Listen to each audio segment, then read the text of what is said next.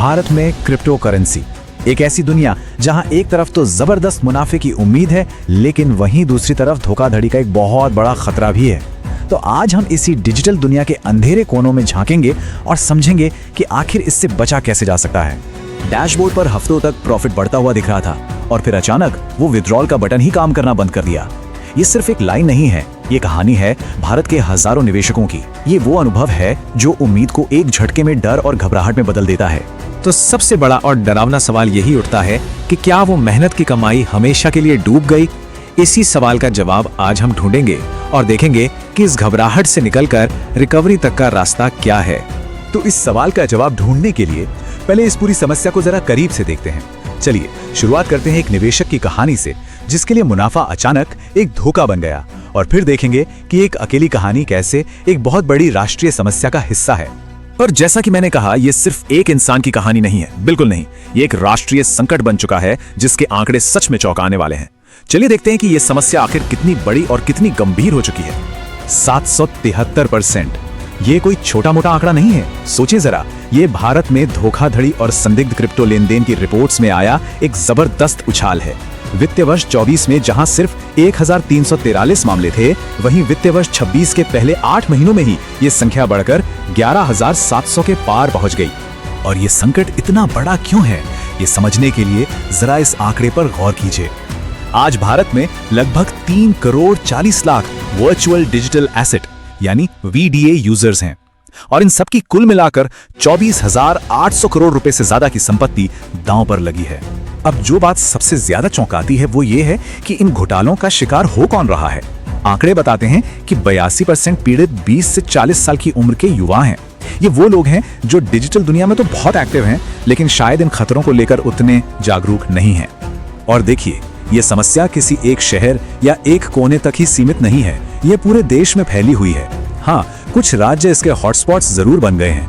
राजस्थान 18% मामलों के साथ सबसे ऊपर है, और फिर उसके पीछे उत्तर प्रदेश, महाराष्ट्र और पश्चिम बंगाल जैसे राज्य हैं। तो सवाल ये है कि ये धोखेबाज ये आखिर काम कैसे करते हैं, क्या तरीका अपनाते हैं। चलिए इस डिजिटल डकैती की एक एक परत खोलकर इनके तौर तरीकों को समझते हैं। इसका एक बहुत बड़ा और सच कहूं तो डरावना उदाहरण है सी प्राइम कैपिटल घोटाला।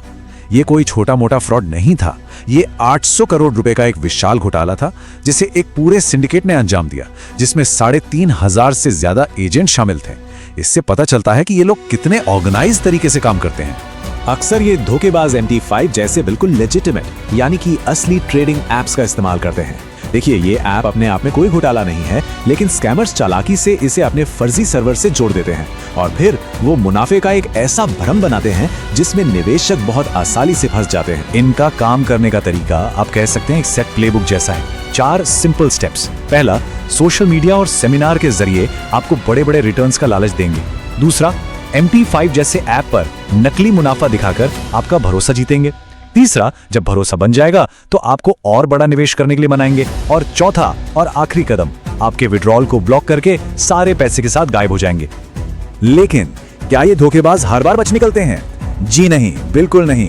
अब हम देखेंगे कि हमारी कानून प्रवर्तन एजेंसियां कैसे इस डिजिटल जाल का पीछा करती हैं, और इसके लिए वो क्रिप्टो से जुड़े एक बहुत बड़े मिथक को तोड़ती हैं। तो यहाँ सबसे जरूरी बात जो समझने वाली है वो ये कि क्रिप्टो ट्रांजैक्शंस पूरी तरह एनोनिमस यानी गुमनाम नहीं होते। वो होते हैं स्यूडोनिमस यानी छद्मा नाम।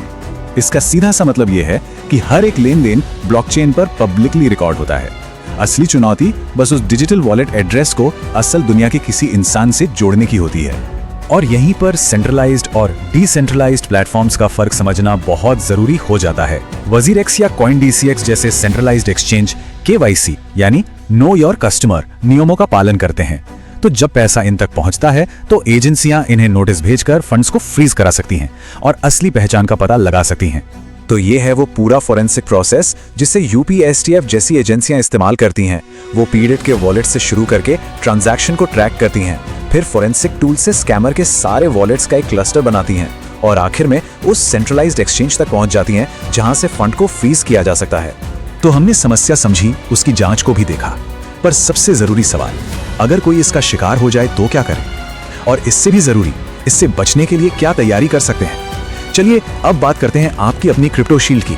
एक बात गांठ बांध लीजिए, क्रिप्टो फ्रॉड में समय ही सब कुछ है। धोखाधड़ी के बाद के शुरुआती कुछ घंटे, जिन्हें गोल्डन आवर भी कहते हैं, रिकवरी के लिए सबसे ज्यादा कीमती होते हैं। जितनी जल्दी एक्शन लिया जाएगा, रिकवरी की उम्मीद उतनी ही ज्यादा होगी। तो अगर कभी ऐसा हो जाए तो फौरन ये 4 कदम उठाने हैं। पहला, बिना देर किए नेशनल साइबर क्राइम हेल्पलाइन 1930 पर कॉल करें। दूसरा, cybercrime.gov.in पर जाकर पूरी डिटेल के साथ शिकायत दर्ज करें। तीसरा, जिस एक्सचेंज से पैसे भेजे थे उसे तुरंत इसकी जानकारी दें। और चौथा, अपने नजदीकी साइबर क्राइम पुलिस सेल में एक फॉर्मल FIR जरूर दर्ज कराएं। और इससे भी बेहतर है कि ऐसी नौबत ही ना आए, उसके लिए ये 5 बातें हमेशा याद रखिए। हमेशा भारत की फाइनेंशियल इंटेलिजेंस यूनिट यानी FIU में रजिस्टर्ड प्लेटफॉर्म्स का ही इस्तेमाल करें। गारंटीशुदा या फिक्स्ड रिटर्न का कोई भी वादा सुने तो उसे तुरंत रिजेक्ट कर दें। अगर बड़ी रकम है तो उसे हार्डवेयर वॉलेट में रखें। अपनी प्राइवेट की या सीड फ्रेज कभी भी किसी के साथ भी शेयर ना करें। और हमेशा ऐप बेस्ड 2 फैक्टर ऑथेंटिकेशन का इस्तेमाल करें।